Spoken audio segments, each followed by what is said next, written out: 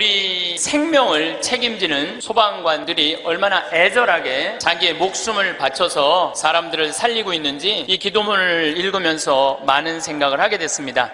우리는 직업에 귀천이 없다고 이야기합니다. 그런데 제가 소방관들의 삶을 조금 들여다보니까 직업에 귀천이 있더라고요. 우리 한국 사회에서는 이번 여름에 알래스카 강의를 갔었는데 마침 소방관 팀장, 거기는 캡틴이라고 부르는데 팀장 집에 머무르게 됐어요. 그래서 너무 궁금하잖아요. 특별한 직업을 가진 분이니까. 그리고 미국에서 인기 직업 1위는 소방관이에요. 그래서 제가 물어봤어요. 보통 소방관 처음 되면은 월급을 얼마를 받느냐 그랬더니 한 4천만 원 정도 받는데요, 연봉이. 그리고 1년 반 훈련이 끝나갖고 정식 소방관이 되면은 6,500만 원 정도를 받는데요. 근데 우리나라 소방관은 정식적으로 소방관 합격을 해갖고 임명을 받으면은 첫 월급이 얼마냐면은 140만 원이에요. 사람의 생명을 이렇게 건지는 소방관들이 연봉이 이런 거 저런 거 다 따져서 한 2,500, 많을 때는 3천만 원밖에 되지 않습니다. 우리 그 캡틴이라는 분은 은퇴를 하고 리타이어를 하고 다시 소방관으로 다시 재취직을 해갖고, 미국은 그런 경우가 참 많아요. 일단 한번 은퇴하고 다시 그 자리로 가서 일하는 경우가 많아요. 그래서 그러면은 당신은 연봉이 얼마가 되냐 그러니까 저는 좀 많죠 그러더라고요. 그래서 얼마가 되느냐 그랬더니 한 1억 5천만 원 정도 됩니다 그러더라고요. 그러니까 미국에 가보면은요, 소방관 월급이 팀장, 캡틴 정도 되면은 1억 5천만 원 정도 돼요. 그리고 뉴욕 경찰, 뉴욕에 강의 갔을 때 내가 그런 거 궁금해 하잖아요. 얼마나 받나. 뉴욕 경찰은 연봉이 얼마냐 그러니까 뉴욕 경찰들은 경위 정도만 되면은, 경사 정도만 되면은 1억이 넘어간대요. 1억이. 그러니까 미국은 소방관, 경찰관, 군인들이 보통 한 5년 정도만 근무를 하면 1억이 넘어가요. 1억. 제가 잠비아에 봉사활동 이렇게 갔을 때 나하고 같이 일을 하는 수녀님이 20년 전에 독일에서 유학을 했는데 장애시설, 복지학과 유학을 해갖고 장애시설에 많이 다녔대요. 근데 그 장애시설에 심리학과 여자 교수가 있었는데 퇴근할 때 보니까 그 운전기사랑 퇴근을 하더래요. 그래서 어떻게 운전기사랑 퇴근을 맨날 하느냐고, 저 사람 내 남편이라고. 심리학 교수면은 20년 전만 해도, 우리 지금도 심리학 쪽 공부를 했다 그러면은 사회적으로 최고의 직종인데, 아니 당신은 교수고 심리학 교수고 의사인데도 이렇게 대단한데 어떻게 저렇게 남편이 운전기사인데 창피하지 않느냐고. 아무 문제 없다고. 우리 남편은 저 운전하는 걸 너무너무 좋아한다고. 그러니까 이 사람들은 자기가 교수고 남편이 운전기사라도 그 운전기사라는 것 자체가 하나도 안 창피한 거예요. 근데 우리나라 만약에 아내가 대학 교수인데 남편이 노란 학원차 운전하고 다니면은 창피할 것 같아요? 안 창피할 것 같아요? 우리 뭐라 그럴까? 당신 관도 그냥 내 얼굴로 그냥 살아. 아마 분명히 그럴 거예요. 우리나라는요, 머릿속에 직업에 귀천이 있는 나라예요. 그래갖고 수녀님이 너무 놀래니까 거기서 한 가지 더 내가 너무 놀래니까 수녀님이 더 놀라운 일이 있다고, 우리 장애시설에 청소하는 아줌마가 있었대요. 맨날 와서 창문 닦고 아주 즐겁게 노래도 하고. 근데 하루는 동양 수녀님이니까 수녀님 우리 집에 초대하고 싶다고. 그래서 그 청소하는 아줌마 집에 갔대요. 갔는데 집이 대궐처럼 으리으리하더래요. 근데 딱 나오는데 그 집 청소하는 아줌마가 이런 대궐집에 청소하는 그 뒷방에 있나? 갔는데 그 청소하는 아줌마가 알아볼 수 없을 만큼 귀부인의 옷을 입고 딱 나오더래요. 수녀님 너무 놀래갖고 어떻게 된 거냐고 그랬더니 나는 사실은 내 남편이 철도청장이라고, 이 독일의 철도청장인데 나는 청소하는 게 너무너무 즐거워서 내가 청소하러 가는 거라고. 그러니까 자기 남편이 철도청장이라도 자기가 청소하는 게 하나도 안 창피한 거예요. 우리나라 지금 철도청장 부인이 지금 무슨 동방자애학교 가갖고 청소하고 앉아있다고 그러면 그 월급 다 받는데, 그래갖고 그 월급 받아갖고 그 부인은 어떻게 하느냐 하면은 기부를 한대, 도네이션을 한대요. 자기 너무너무 즐겁다고. 그러니까 직업에 귀천이 없어요. 우리 알래스카에서 내가 한 일주일 동안 그 집에서 지냈는데, 이 캡틴은 요트가 있어, 집에. 요트. 그리고 그 캠핑카 있죠? 차 안에 침대도 있고 음식도 해 먹을 수 있는 캠핑카도 있고.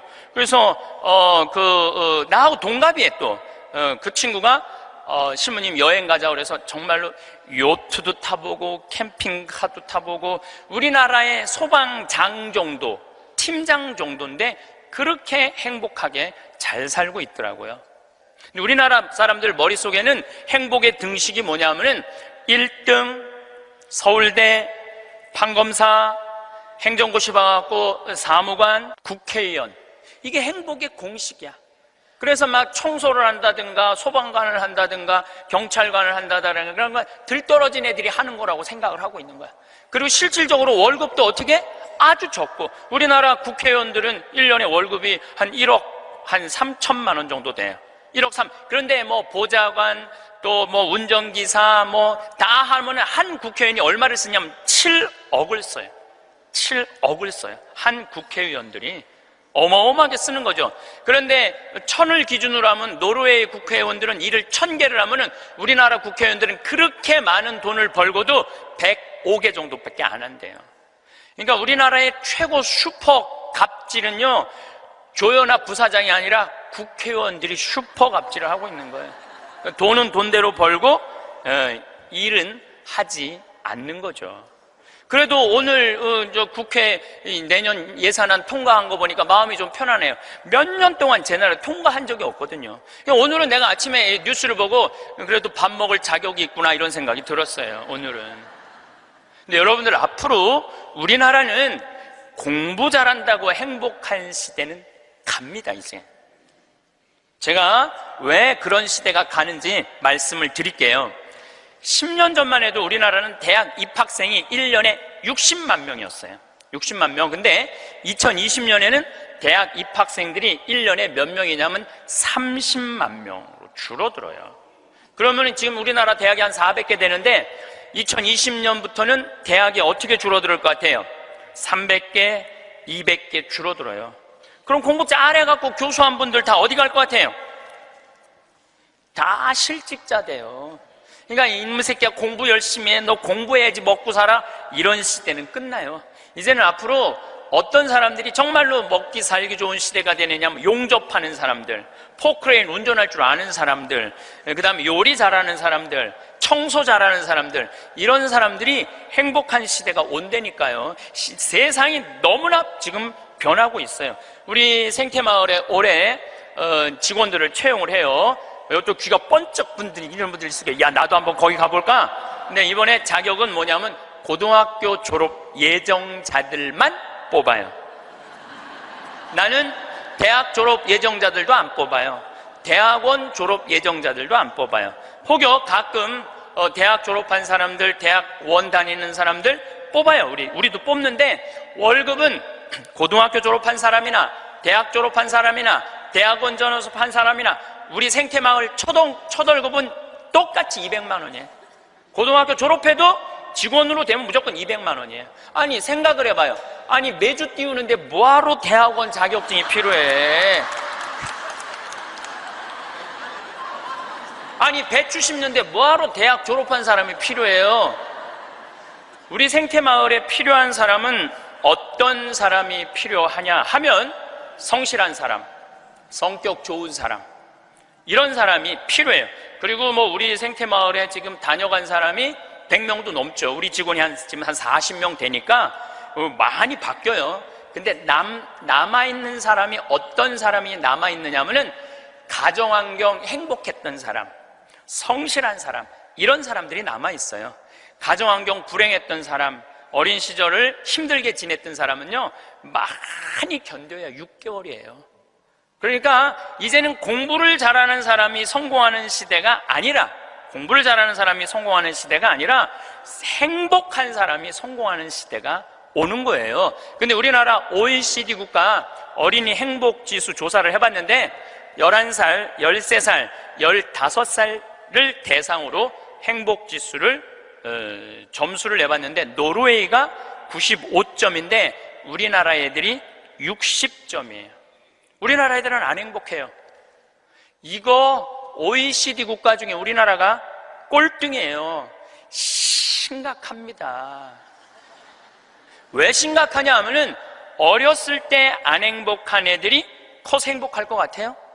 절대 그런 일은 없어요. 어렸을 때 추억이 많고 어렸을 때 행복한 애들이 커서도 행복한 거예요. 근데 우리나라는 대학생이 하루에 몇 시간 공부하냐면 4시간 공부해요. 초등학생이 하루에 몇 시간 공부하냐면 5시간 반을 공부를 해요. 중학생은 하루에 몇 시간 공부하느냐면 7시간을 공부해요. 고등학생은 하루에 몇 시간을 공부하느냐면 8시간 반을 공부를 해요. 그럼 여러분들 하루에 8시간 반을 공부한다고 그러면은 밥 먹는 시간 1시간, 1시간, 1시간, 3시간 빼고 그것도 못 먹는다고 그러긴 하지만은 그리고 학교 가는 시간 빼고 그러면은요 애들은요 잠자는 거 빼고는 공부만 하는 거예요. 그러니까 얘네들은 엄마, 아빠, 형제들이랑 먹고 마시고 놀 시간이 없어요. 제가 지난 시간에도 말씀드렸지만은 이 세상에 가장 중요한 일은 뭐냐면은 먹고 마시고 노는 일이에요. 우리가 여러분들 왜 예수님하고 추억이 많아요? 예수님은 세리와 죄인들과 먹고 마시고 놀았기 때문에 추억이 많은 거예요. 만약에 예수님이 우리랑 먹고 마시고 놀지 않았다면 우린 추억이 하나도 없을 거예요. 오늘 복음도 막 병자들 고쳐주고 난 다음에 너무너무 마음이 안타까워. 예수님이 너무너무 안타까우니까 내가 마음이 아프다. 저 사람들 먹을 걸 우리가 주자. 그러니까 예수님 먹는 거 진짜 중요하게 여기신 분이에요. 우리가 주자. 없습니다. 아무것도 빵 몇 개하고 물고기 몇 개밖에 없습니다. 그래도 너희들이 줘라. 다 줘서 배불리 먹여서 보내신 분이 예수님이에요. 그러니까 성서에 보면 먹는 얘기 참 많이 나와요. 예수님 첫 기적도 가나의 혼인잔치에서 먹는 얘기죠. 그렇죠? 세리네 집에 가서 먹었죠. 자케오네 집에 가서 먹었죠. 사마리아 여인하고는 우물가에서 물 먹으면서 얘기했죠. 그러니까 먹고 마시고 노는 일은 참으로 중요한 일이에요. 그럴 때 추억이 많은 거예요. 근데 우리나라 초등학교, 중고등학교 아이들은 엄마 아빠랑 먹고 마시고 놀 일이 없어요. 그러니까 커서도 엄마 아빠하고 추억이 하나도 없는 거예요. 행복했던 순간도 없고. 미국 애들은 초등학교 애들이 우리나라 애들은 5시간 반 공부하는데 미국 애들은 초등학교 애들이 하루에 몇 시간 공부하느냐면 2시간 반 공부해요. 그러니까 이거는 공부하는 흉내만 내는 거야. 그 얘네들은 계속 먹고 마시고 노는 거예요. 계속. 제가 미국 강의를 가보면은요, 얘네들이 하는 거는 정말로 먹고 마시고 노는 일이에요. 유럽, 북유럽 애들은 말할 것도 없고 학교 가서도 계속 놀아요. 우리처럼 학원 가갖고 영어, 수학 막 계속 뭐 글쓰기, 뭐 웅변 그런 거를 하는 게 아니라니까요.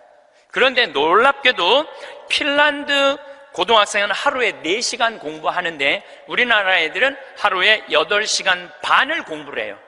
그런데 수학 점수가 핀란드 애들은 544점이고 우리나라 애들은 542점이에요. 4시간 공부하는 애들하고 8시간 반 공부하는 애들하고 수학 시험을 보는데 누가 더 잘 보느냐면은 핀란드 애들이 훨씬 잘 본다는 거예요. 이게 무슨 얘기냐면 여러분들이 자녀들 학원 보내는 거 다 쓸데없는 데다 보내고 있는 거예요. 그 시간에 애들이 학원 가서 뭐 할 것 같아요? 휴대폰 갖고요 게임하고 친구들하고 노는 거예요. 그 시간에 애들 학원 가 있다고 여러분들이 그걸 교육이라고 생각하는 이 대한민국이 불행한 거죠. 그 시간에 엄마 아빠랑 맛있는 음식 만들어 먹고 손잡고 소풍 다니고 눈 바라보고 같이 놀았다면은 걔네들은 건강하게 살았을 거예요. 근데 엄마 아빠하고 그랬던 적이 하나도 없어.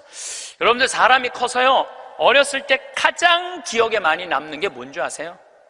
엄마가 맛있는 음식 해줬던 거, 이게 가장 기억에 많이 남는데요. 그리고 가장 행복했던 순간이 뭔지 아세요?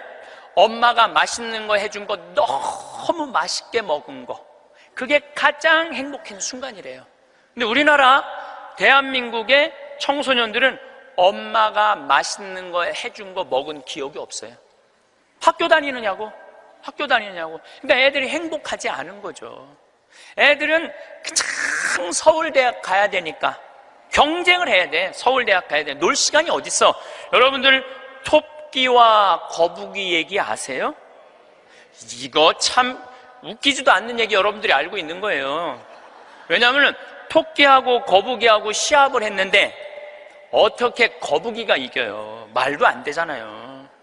말도 안 되는 얘기예요. 어떻게 거북이가 이겨요? 이렇게 발바닥도 땅바닥에 있고 이렇게 가는 거북이가 그냥 뛰어다니는 토끼를 어떻게 이겨요?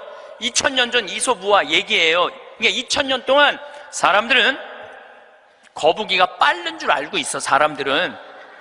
근데 요즘 새로운 일이 벌어졌어요. 그 후손 토끼가 생각해보니까 너무 자존심 상하는 거야. 아니 이 빠른 우리가 거북이한테 진다는 걸 모든 사람들이 알고 있다는 게 너무 웃기잖아요. 그래갖고 토끼가 거북이한테 도전장을 내요. 다시 시합하자. 2차전을 벌이자. 2차전을 벌이자. 그래갖고 거북이가 생각해보니까 니네들은 이 토끼들은 막 뛰어야 되기 때문에 심장이 너무 빨리 뛰기 때문에 쉬어야 돼. 그래서 얘네들은 반드시 뭐가 필요하냐면 토끼 잠이 필요해요. 토끼 잠을 자야 돼, 얘네들은. 그러니까 거북이는 믿는 구석이 있어. 너 또 토끼 잠 잘 거니까 시합해도 우리가 분명히 이길 것이다. 그래도 거북이가 생각해보니까 그래도 준비를 해야 될 것 같아. 그래서 거북이도 어떤 준비를 하냐면은 나도 토끼처럼 뒷다리를 똑바로 세우는 훈련을 이제 하기 시작한 거예요. 뒷다리를 세워갖고 내가 빨리 좀 가야 되겠다. 뒷다리. 그걸 생각해보니까 거북이한테 최고 치명은 뭐냐면 두꺼운 등딱지야. 그래서 등딱지를 가볍게 갈기 시작했어요. 병원 다니면서 나 좀 갈아줘라, 이거 좀 가볍게. 그래갖고 준비를 충분히 했어요. 드디어 2차전이 시작이 됐어요. 아니나 달라 토끼가 총알같이 뛰어나갔죠. 근데 거북이는 뒷다리를 이제 세워놨으니까 거북이도 만만치 않잖아요. 쫙 가면서 믿는 구석이 있어서, 어떤 믿는 구석이 있었느냐면은 이제 분명히 저 나무 밑에서는 토끼 잠을 잘 것이다. 그래갖고 토끼가 딱 보니까 역시 멀리서 지가 뒷다리를 세워봤자지. 그래갖고 쫙 오는데 자도 될 것 같아. 딱 잠을 자면서 내가 1시간만 자야지, 2시간 잘 거, 1시간만 자야지. 그런데 이제 거북이는 지나갔어. 지나가면서 네가 그러면 그렇지, 네가 토끼가 토끼 잠을 자야지. 딱 어느 정도 중간까지 갔는데 토끼가 깨어난 거예요. 2시간 잘 거 1시간 훈련을 열심히 했으니까 1시간 만에 딱 깨어나갖고 거의 결승점 도달점에 총알같이 토끼가 지나간 거예요. 그리고 거북이가 가다 보니까 토끼가 지나간 거예요. 그래서 이제 토끼가 이 불명예를 씻었어요. 드디어 이제 모든 이 짐승계에는 드디어 토끼가 이겼댄다. 걔가 토끼잠을 줄여갖고 그 거북이를 이겼댄다. 근데 이제 누가 슬프기 시작했느냐면 거북이가 슬프기 시작했어요. 내가 지다니, 이건 있을 수 없는 일이다. 내가 2000년 동안 거북이의 그 성실성 하나로 거북이가 토끼를 이겼다고 모든 세상이 다 알고 있는데 내가 이게 지다니, 이건 있을 수 없는 일이다. 절치부심한 거북이가 다시 토끼한테 도전장을 냈어요. 한 번 더 붙자. 3세판이다, 3세판. 한 번 더 붙자. 토끼가 그래?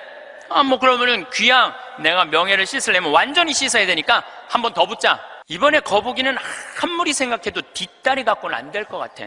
앞다리까지 세우는 훈련을 한 거야. 이거를 이렇게 똑바로 세우는 훈련을 한 거야. 그래갖고 정말 피나는 훈련을 해갖고 근육을 다 세웠어요. 그리고 생각해보니까 이 등딱지는 갈아서 될 게 아닌 것 같아. 현대 세계가 왔으니까 우주 비행선에 쓰는 아주 가벼운 합금판 뚜껑이 있다는 얘기를 듣고 그걸 가갖고 갈았어요. 이 뚜껑을 너무너무 가볍게. 토끼 못지않게 이제 이 속력이 났어요. 근데 거북이가 아무리 생각해도 그거 갖고 안 될 것 같아. 그래서 마지막 한 수를 가지고 있었어요. 분명히 토끼가 저 나무 밑에서 잘 거니까 저 나무 밑에 수면제를, 이 분말가루를 설치를 해둬갖고 리모컨으로 터트리면은 완전히 내가 보낼 수 있다. 비장의 카드까지 준비해놓고 이제 도전장을 내민 거죠. 토끼는 아무리 생각해도 이번에 지면은 이게 다시는 회복할 수 없을 것 같아요. 그리고 토끼는 어떤 훈련을 했느냐 하면은, 어떤 훈련을 했냐면 토끼잠을 안 자고 목표 지점까지 가는 훈련을 했어요. 토끼잠을 안 자고.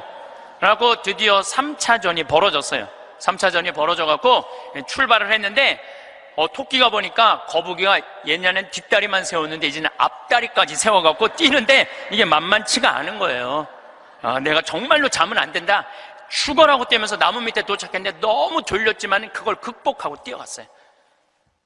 아니, 리모컨까지 다 설치하고 이제 터트리기만 하면 이제 완전히 재워갖고 그 토끼잠으로 이기려고 그랬는데 리모컨 터트릴 시간이 없는 거예요. 이건 해보지도 못하고 져버렸어, 거북이가. 그러니까 거북이가 뭐가 왔느냐면 우울증이 왔어요. 우울증이. 야, 내가 저 토끼한테는 정말로 어떻게 해볼 도리가 없단 말인가. 근데 할아버지가 그 손자 거북이를 보고 이런 말을 해요. 거북아, 손자야, 슬퍼하지 말아라. 너 토끼가 몇 년 사는 줄 아냐? 잘 모르는데요. 토끼는 그렇게 죽어라고 뛰기 때문에 토끼 수명은 7년이다. 7년. 근데 우리 거북이들은 수명이 얼마인 줄 아냐? 우리 거북이들은, 할아버지가 지금 몇 살이에요? 내가 지금 190살이다. 우리 거북이는 느리기 때문에 수명이 200살이다. 너는 느린 게 네 본질인데 왜 토끼 이기려고 그 되지도 않는 뒷다리 앞다리 세우고 왜 그렇게 인생을 힘들게 사느냐. 너는 천천히 사는 게 너의 운명이다.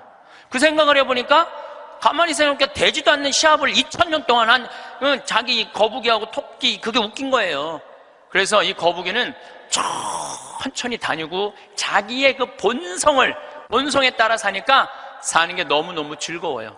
그러니까 느린 게 빠른 것보다 훨씬 좋구나. 빠르면 7년밖에 못 사는데 느리니까 200년을 사니까, 아무리 토끼가 빠르면 왜 빨리 죽는데. 그런데 지금 대한민국은 우리 자녀들을 거북이로 안 키우고 뭘로 키우냐면 토끼로 키우고 있어요. 토끼로. 7년밖에 안 살릴 생각을 하고 토끼로 키우고 있어요. 그렇게 가장 큰 희생자가 된 사람이 누구냐면은 사도세자예요. 여러분도 사도세자 얘기 알죠? 네. 사도세자가 언제 죽었느냐면 1762년 이모년에 5월 13일 날 뒤주에 들어가고 5월 22일 날 죽었어요. 8일 동안 있다가. 그런데 이 사도세자는 아버지가 영조인데 아버지의 첫째 아들이 효장세자가 있었는데 9살에 죽어요. 9살에 죽다가 40이 넘어서 아들 하나를 얻어요. 이게 바로 정조는 이산, 정조의 아버지인 사도세자의 진짜 이름은 이선이에요. 사도세자는 죽고 난 다음에 영조가 불러준 이름, 슬픔을 생각해라, 생각살자, 슬플 도자, 그래갖고 사도세자고 진짜 이름은 이선이에요. 그러니까 40이 넘어서 아들을 하나 얻었으니까 효장세자가 죽고 난 다음에 너무너무 슬펐는데 이 영조는 이 아들이 너무너무 귀했던 거야. 그래갖고 2살에 사도세자 책봉을 해요. 근데 얘가 얼마나 똑똑했느냐 하면은 2살 때 왕자라는 한자를 보고 아버지가 이게 무슨 자냐 그러면 아버지를 가르쳤어요. 이게 아버지 자다. 왕자를 보고. 세자짜리를 보고 이거는 무슨 자냐, 이건 나다. 2살짜리가 5살 때 효경을 줄줄줄줄 외워요. 영조라는 임금은 공부하기 너무너무 좋아했던 임금이거든요. 그러니까 이게 진짜 똑똑한 놈 한번 만들어 보겠다고, 똑똑한 놈 만들어 보겠다고 선생을 몇 명을 들이냐면 20명을 들여요. 그래갖고 아침, 점심, 저녁으로 가르치는 거야. 계속 가르치는 거야. 그리고 이제 시험을 아버지가 나와서 보는 거예요. 너 사서삼경에 이게 무슨 뜻이냐? 그러면 20명이 둘러있고 5살, 6살짜리가 까먹을 수도 있잖아요. 그러면 대답을 못하면은요, 영조가 눈을 부라리면서 이놈 그것도 모르느냐고. 근데 세자는 때릴 수가 없었어요. 누구를 때리냐면 세자를 업고 다니는 내시를 때리는 거예요. 대신 맞는 거예요.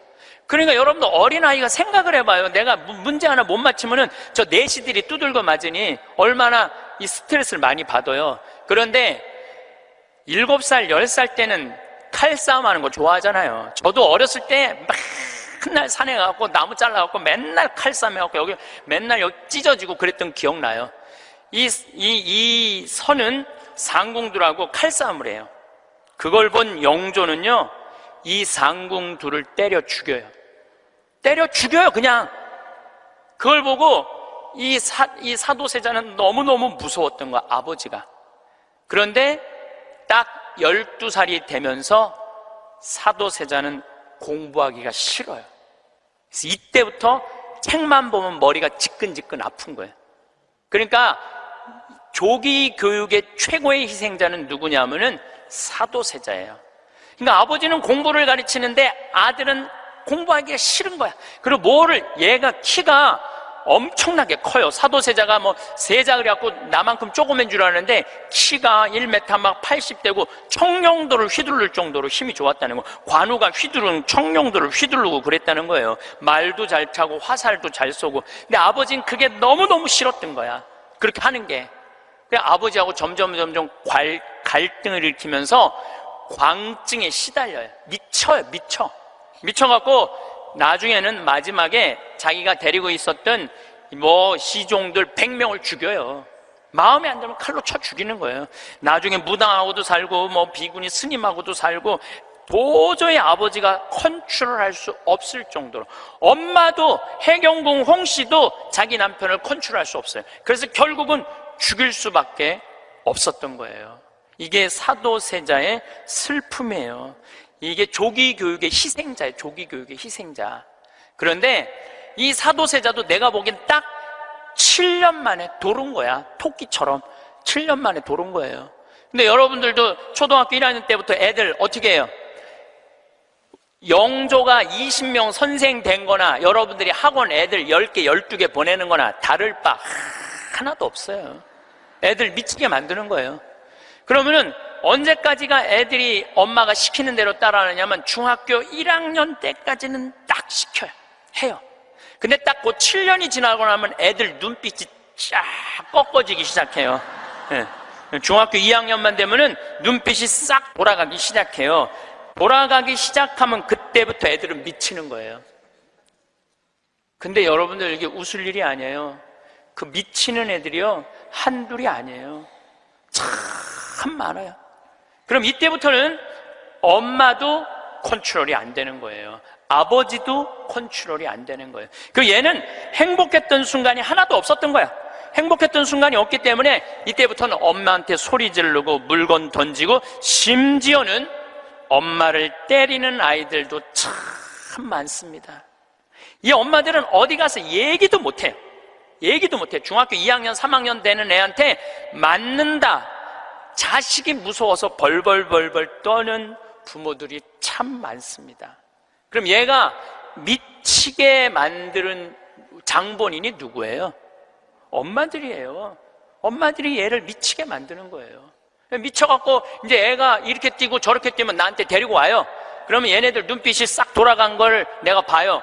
그럼 상담을 해보잖아요. 그럼 걔네들이 나한테 하는 얘기가, 자기는 초등학교 때 자기 자유시간이 하나도 없었다는 거예요. 자유시간 하나도 없이 엄마가 이 학원 가라면 저 학원 가고 저 학원 가고 저 학원 가고, 그래서 자기 미치겠다는 거예요. 막 속에서 불이 일어난다는 불. 이 사도세자가 뭐라 하냐면 자기 속에서는 울화증이 일어났다. 울화증이.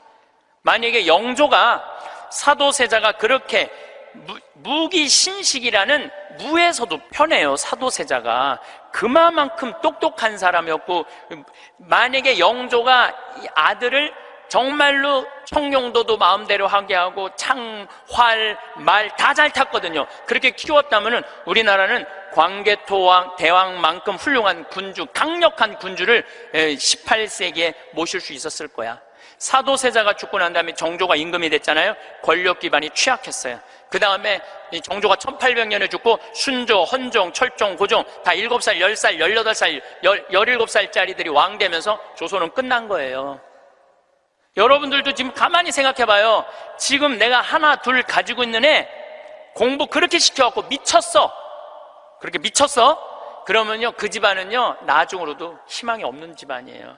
그리고 참 고치기 힘든 병이 뭔지 아세요? 정신병이에요. 제가 수많은 사람들을 만나면서, 수많은 아이들을 만나면서 가장 고치기 힘든 병이 정신병이에요. 우울증이라든가 조울증이라든가 이렇게 걸린 사람들은 평생 병원에 들락날락하고 평생 약 먹다가 결국은 그렇게 죽는 거예요. 근데 자기 자식을 뒤주에 가둬서 죽이지는 않지만, 여기 있는 분들 중에 뒤주에 가둬서 죽일 사람은 없지만은 그렇게 미치게 만드는 부모들이 참 많다는 거예요. 미치게 만드는 거예요. 그놈의 1등 병 때문에. 여러분들 초등학교 때 막 뛰어노는 애 중에 미치는 애들은 없어요. 초등학교 때 막 엄마 아빠랑 같이 뛰어놀고 들로 산으로 뭐 친구들하고 어울리고 엄마 아빠하고 먹고 마시고 논 아이들 중에 미치는 애들은 없어요. 어떤 애들이 미치냐면 되지도 않는, 머리 돌아가지도 않는 책상에서 학원에서 시달리면서 미치는 애들이 많은 거죠. 거북이가 등딱지 합금으로 바꾸듯이 자식 영어 발음 좋게 한다고 혀 이렇게 늘리는 수술하고 초등학생들한테 10개씩 학원 다니게 하는 일이 자식 미치게 만드는 일이에요. 이렇게 얘기해요. 엄마, 나 왜 이렇게 공부해야 돼? 너 1살서부터 30살 때까지 열심히 공부해서 나중에 행복하게 하려고 그래. 나중에 행복한 건 없어요. 행복하려면 언제 행복해야 돼? 지금 행복해야 돼요. 지금 행복하지 않는 애는 나중에도 안 행복해요. 여러분들도 마찬가지입니다. 많은 분들이 나는 이제 아파트도 사놓고 애들 결혼도 시켜놓고 내가 이제 60살서부터 나중에 행복해야지. 그런 분은요, 떨커덕 오늘 아침에도 내가 나오면서 암 걸린 분 안수기도를 해주고 나왔는데 내 손에서 안 나와도 안수를 받고 싶다 그래서 내가 해주고 왔어요. 내 손에서 안 나와도 안수를 받고 싶다 그래서 해주고 나왔는데 자매님 보니까 굉장히 건강한데 무슨 암 말기래요. 대개 우리는요, 나중은 안 기다려요. 그러니까 행복하려면 언제 행복해야 돼? 지금 행복해야 돼. 지금 맛있는 거 사 먹으려면 언제 사 먹어? 지금 사 먹어야 돼. 나중에 사 먹지 말고. 경치 좋은 데 가려면 언제 가야 돼? 지금 가야 돼. 지금. 나중에 가지 말고. 근데 우리는 애들한테 이렇게 얘기한단 말이에요. 너 1살서부터 30살 때까지 고생해야지 나중에 행복하다는 거. 이제는 1살서부터 30살까지 공부 죽어라 해도 행복한 시대는 갔어요. 이제 교수 돼도요, 일자리 치열합니다. 지금 변호사들, 노는 변호사들 수두룩하게 많습니다. 이제는 머리로 사는 애들이 행복한 세상이 오는 게 아니라 몸으로 사는 애들이 행복한 세상이 다가오고 있어요. 나는 어제도 우리 직원이 저녁에 이제 대전에서 강의 끝나고 들어갔는데 고등학교 졸업하고 군대 갔다 와서 대학교 다니다 때려치고 우리 집에 왔어요. 내가 이렇게 물어봤어요. 이리 와봐라, 너. 오늘 이 강의 준비하면서 네가 지금 대학교 4년을 다녔으면은 얼마를 대학에다가 쏟아 넣을 것 같아? 1억 쏟아 넣는데. 1억 쏟아 넣지?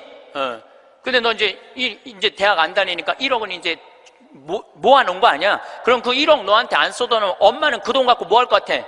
엄마는 노후대책연금 붓겠죠? 그래, 엄마는 노후대책연금 붓고 넌 1억 저축하고 벌써 니네 집은 2억 벌은 집이다. 대학을 안 다니면 안 다닐수록 돈을 버는 거다. 근데 너 지금 내가 이번에도 월급을 한 1년 안 됐는데 30-40만 원 올려줬어요. 우리는 5년만 근무하면 무조건 300만 원씩 받을도록 내가 해주는 거예요. 그럼 너 지금 5년, 4년 근무하면 너 1억 모은다. 기숙사에서 먹고 자고 쓸 일도 없고, 거기는 해만 떨어지면 돈 쓸 데도 없어요. 너 그러면은 4년 동안 딴짓 안 하고 착실히 돈 벌으면 너 1억 버는 거야. 그럼 넌 30 전에 2억짜리 아파트 살 수 있는 거야. 난 뭐 우리나라 지금 대학 나온 45만 명 졸업하는데 제대로 된 직장에 취직하는 숫자가 몇 명이에요? 5만 명밖에 안 돼요. 40만 명은 2년, 3년 빈둥빈둥거리고, 심지어는 엄마 아버지가 애들 때문에 경비에 나가갖고 그거 해갖고 애들 생활비 대주고 뒷돈 대주고 그러고 있는 거예요. 그러니까 지금 여러분들 지금 대한민국에서 없애버려야 되는 건 내가 보기엔 대학이야. 대학만 없어지면 전부 일의 소중한 가치를 배우고 다 행복하게 살 수 있어. 아니 대학 졸업하고 딱딱딱 취직하면은 내가 왜 대학을 귀하게 여기지 않아요? 대학 졸업하는 애 거의 반 이상은 빈둥빈둥 놀고 있는데. 그러니까 우리나라 할머니 60, 70 된 분은 쓸 머리 나쁜 몸으로 살 놈한테 돈 쏟아 넣느냐고. 세계 빈곤율, 노인 빈곤율이 우리나라가 1위예요. 1위. 돈이 없어요, 다른 나라 사람들은 나이를 먹으면 얼마나 럭셔리하게 사는데요.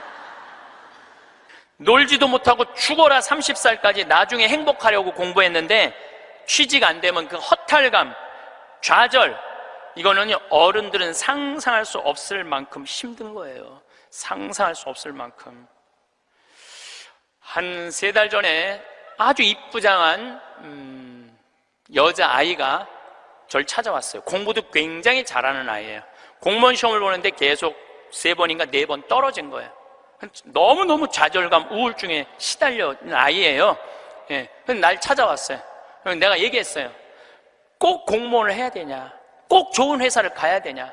그냥 내가 즐겁게 일하고 그냥 행복하게 살면 되지 왜 그 힘든 목표를 세워놓고 계속 좌절감을 느끼느냐? 넌 좀 오늘을 좀 행복하게 살아라. 근데 이 친구가 며칠 전에 저한테 메시지 했어요. 신부님, 저 취직했어요. 너무너무 행복해요. 눈높이를 조금만 낮추면 우리는 지금 행복할 수 있는데 항상 나중에 행복하려고 눈높이를 너무 높여갖고 그것도 못하고 이것도 못하고 저것도 못하는 거예요. 그러니까 우리나라 애들 1살서부터 30살까지 안 행복해. 그럼 30살서부터 60살은 행복해요? 30살서부터 60살? 안 행복해. 왜 안 행복하냐면 이 30살서부터 60살은 자기 인생이 없어. 왜냐면 1살서부터 30살 된 자식들 뒷바라지 않으냐고 자기 인생이 없는 거야. 그러니까 자기를 위해서 학원을 다녀봤던 적이 없어. 30살서부터 60살들은 기타 학원을 다닌다든지 피아노 학원을 다닌다든지 꽃꽂이 학원을 다닌다든지 나처럼 필라테스 학원을 다닌다든지 자기를 위해서 이런 학원을 다녀본 적이 없어. 자기 인생이 없어. 오로지 자식 뒷바라지 않으냐고. 그래서 헬리콥터 맘이라고 그러잖아요. 자식 뒤 뺑글뺑글 따라다니는 거야. 초등학교 유치원 따라다녀, 초등학교 따라다녀, 중고등학교 따라다녀, 심지어는 대학까지 따라다닌다는 거예요. 그래갖고 커리큘럼 수업 과정 짜주군 엄마들 많아. 그리고 학점이 조금 나오면 교수한테 가서 따진다는 거. 우리 애 학점이 왜 요것밖에 안 주느냐고. 나중에 취직하려면 학점이 높아야 되는데. 군대도 뺑글뺑글한데요. 요즘 카카오톡이 돼갖고 엄마들이 애들 군대 생활을 볼 수 있대요. 그럼 애가 좀만 얼굴이 이상하면은 그 상사한테 그런대요. 왜 우리 애 얼굴이 이러느냐, 뭐가 문제가 있느냐. 그러니까 그 군대 가서도 엄마가 애를 책임져 주는 거야. 그래서 요새 군대 상사님들이요, 사병 돌보는 일보다 사병 엄마 돌보는 일이 더 바쁘대요. 심지어는 회사까지 따라다니는 거야.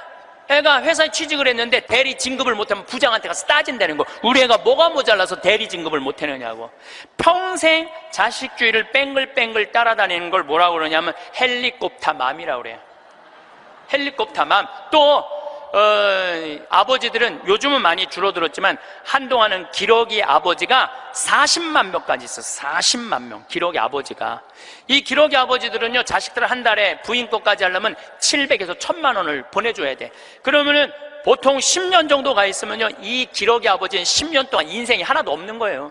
자식도 없고 아내도 없고 돈도 없는데 뭐 돈만 버는 기계로 사는 거야. 그러니까 자기 인생을 못 사는 거. 30살서부터 60살들은 자기 인생이 없는 거예요. 근데 문제는 60살 때 30살 된 자식이 이렇게 말합니다. 엄마, 이제 엄마 인생 살아. 자기를 위해서 살아봤던 적이 없는데 내 인생을 살으라는 거야. 살 줄을 모르는데 30살서부터 60살은 뭐 해야 되는 나이냐면요, 자아실현해야 되는 나이야. 자아실현. 자아실현이라는 게 뭐예요? 자기의 능력을 쓰는. 오늘 물이 없는데 여기 물을 하나 갖다 놓으면 내가 이 물을 안 먹었으면은 이 물은 자아실현하는 물이에요? 자아실현 안 하는 물이에요? 자아실현 안 하는 물이에요. 내가 먹어줘야지 자아실현이 되는 물이에요. 자아실현이 되는 물이에요. 여러분들이 샴푸를 하나 샀어. 그럼 샴푸를 사면은 그 샴푸를 한 방울까지 다 쓰면은 여러분들 기분 좋아요, 안 좋아요? 그 샴푸는 나한테 와서 자기 능력을 다 썼어요, 안 썼어요? 그럼 자아실현 한 거야, 안 하는 거예요? 자아실현 한 거죠. 내가 요즘 목욕 가방에 샴푸 하나 다니는데 요만큼 남았어. 그 짜서 쓸 때마다 기분이 너무 좋아요. 너 이제 자아실현 다 돼가는구나. 이제 자기 능력 다 썼으니까. 우리 사제관에 개가 한 마리 있어요. 문수라는 개가 있는데 얘가요, 딱 사제관에 도착하면은요 총알같이 튀어나와요, 자기 집에서. 그리고 요만한 개가 내 가슴까지 뛰어 올라와요. 그리고 놀라운 거는요, 얘가 사제관에 신부들이 오면 안 물고 안 짖어요. 근데 여자들만 오면은 잡아 먹을 듯이 짖어요, 진짜로. 그리고 막 엉덩이고 허벅지고 다 깨물어요. 얘 자아실현 하는 게예요, 자아실현 안 하는 게예요? 자아실현 하는 게예요. 근데 우리나라 30살서부터 60살 된 많은 분들은 자기 능력을 안 써요. 자기 능력을 안 쓰고 자식만을 위해서 살아요. 근데 60살서부터 엄마 인생을 살려고 그러면은 자기 능력이 뭔지를 모르는데, 그러니까 사는 게 재미가 하나도 없는 거. 사는 게, 인생은요 재미있어야 돼, 의미가 있어야 돼. 이 두 가지가 같이 가야 돼. 재미와 의미가 같이 가야 돼. 그런데 내가 기타를 잘 쳤다면 기타 치러 온 세상 돌아다니고, 꽃꽂이 했다면 온 성당에 꽃꽂이 하러 다니고, 뭐 춤췄다면 춤추러 다니고 이럴 텐데 나를 위해서 한 게 하나도 없는 거야. 그러니까 사는 게 재미가 없는 거야. 60살서부터 100살까지 어떻게 살아? 그러니까 우리는 1살서부터 30살도 안 행복하고 30살서부터 60살도 안 행복한 거예요. 그럼 60살서부터 100살은 행복하냐? 이 얘기는 이제 다음 시간에 하도록 하겠습니다.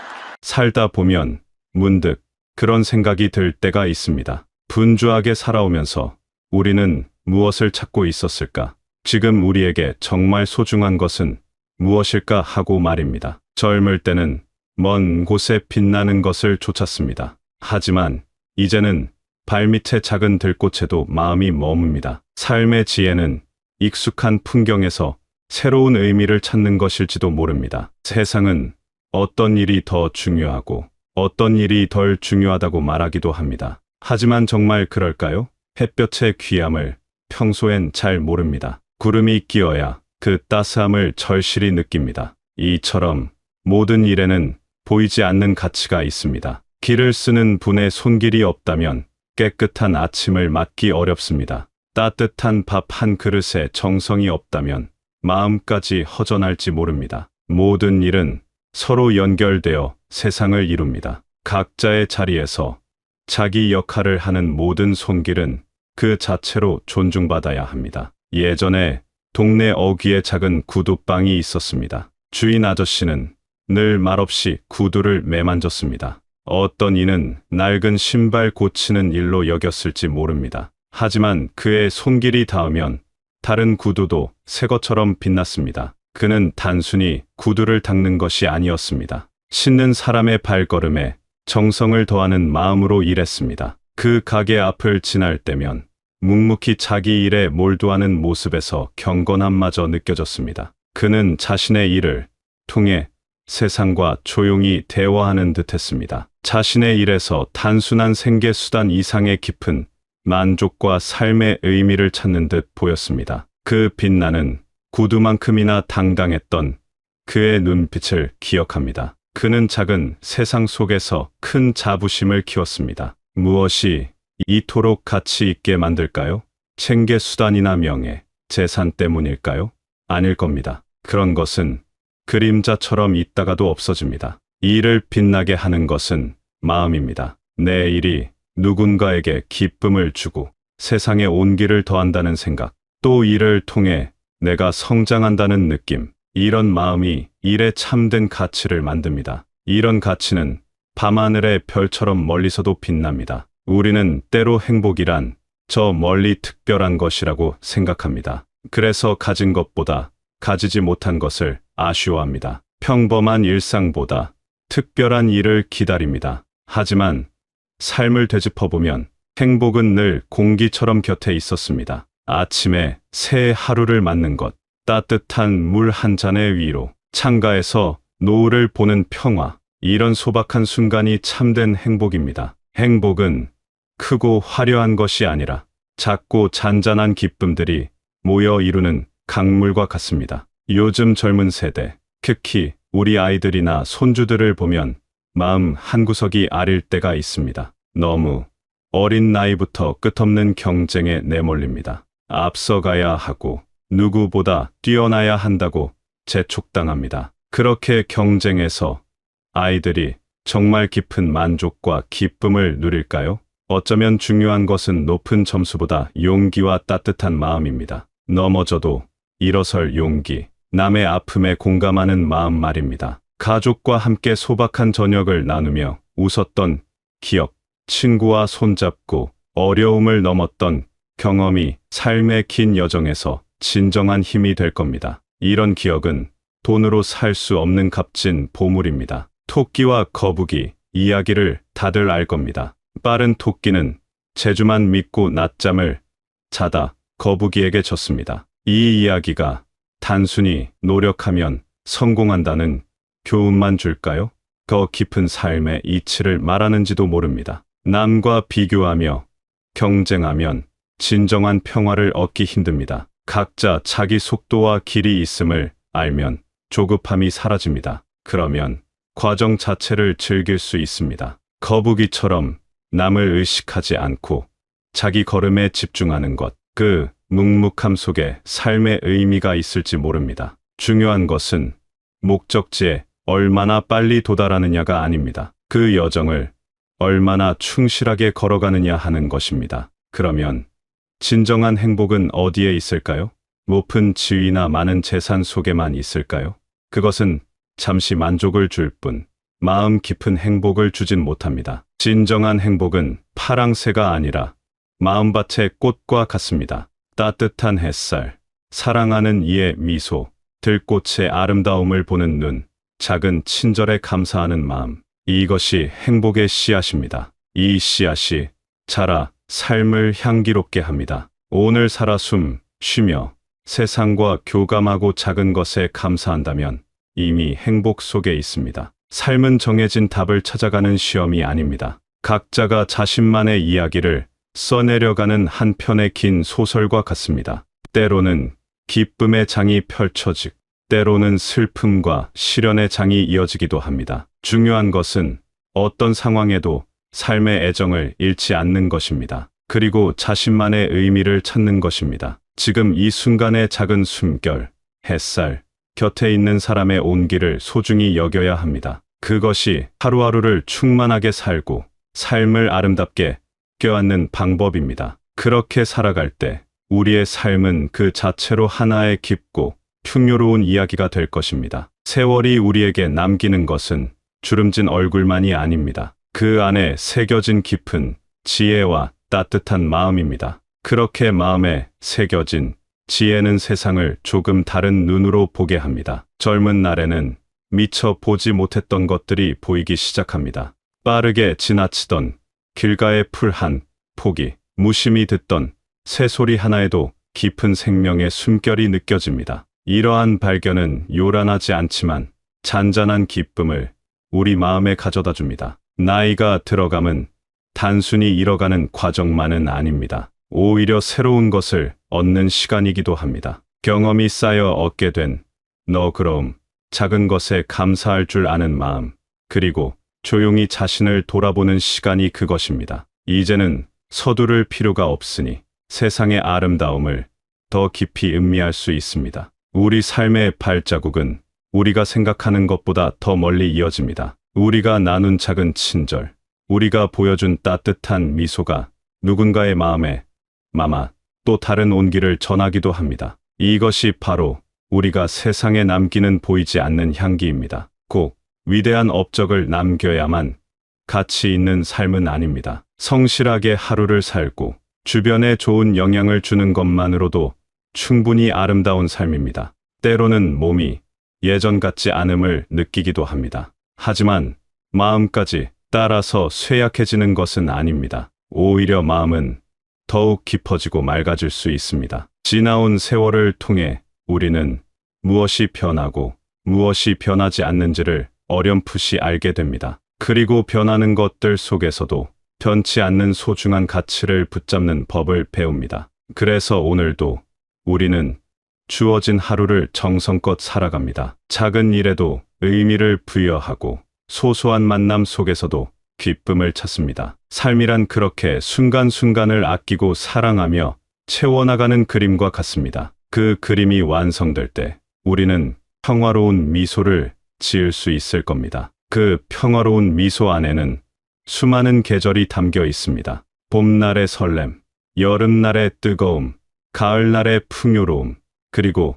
겨울날의 고요함까지 모두 그 안에 녹아 있습니다. 삶의 모든 순간이 소중한 한 획이 되어 그 미소를 완성한 것입니다. 우리가 살아온 이야기는 우리만의 것이 아닙니다. 그 이야기는 자녀들에게 그리고 손주들에게 이어지며 마음속에 등불 하나를 켜줍니다. 우리가 겪었던 어려움과 그것을 이겨냈던 지혜, 우리가 나누었던 사랑과 기쁨의 순간들이 그들의 삶의 작은 길잡이가 되어줄 수 있습니다. 대단한 가르침이 아니어도 좋습니다. 그저 진솔하게 살아온 삶의 모습 자체가 가장 큰 울림을 줍니다. 삶이라는 그림은 마지막 순간까지 그려나가는 것일지도 모릅니다. 더 이상 화려한 색을 칠하지 않아도 마지막 한두 번의 붓질이 그림 전체의 깊이를 더할 수 있습니다. 그것은 바로 온화한 눈빛, 따뜻한 격려 한마디, 혹은 그저 곁에 있어 주는 존재감일 수 있습니다. 이런 작은 것들이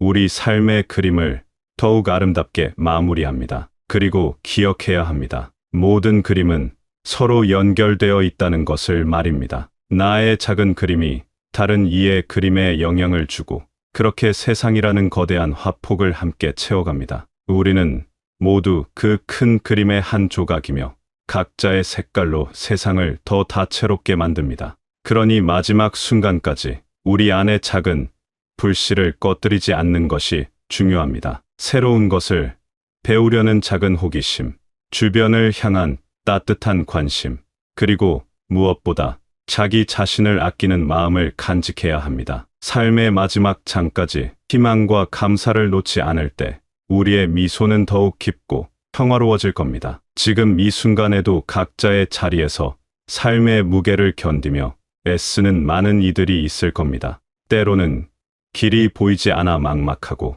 작은 어깨가 무겁게 느껴질 때도 있을 겁니다. 하지만 기억해야 합니다. 당신이 걷는 모든 걸음, 흘리는 모든 땀방울은 결코 헛되지 않습니다. 어둠 속에서 길을 잃었다고 느껴질 때 아주 작은 별빛 하나가 큰 위로가 되기도 합니다. 당신 안에도 그런 별빛이 있음을 잊지 말아야 합니다. 소박한 일상 속에서 기쁨을 찾는 능력, 어려움 속에서도 희망을 놓지 않는 마음, 그리고 주변의 작은 것들에 감사할 줄 아는 자세가 바로 당신을 빛나게 하는 힘입니다. 세상이 정해놓은 성공의 기준에 너무 얽매이지 않아도 괜찮습니다. 당신만의 색깔로, 당신만의 속도로 삶을 그려나가는 것 자체가 아름다운 일입니다. 넘어져도 괜찮습니다. 다시 일어나 한 걸음 내디딜 수 있는 용기만 있다면 그것으로 충분합니다. 서로에게 작은 격려를 건네고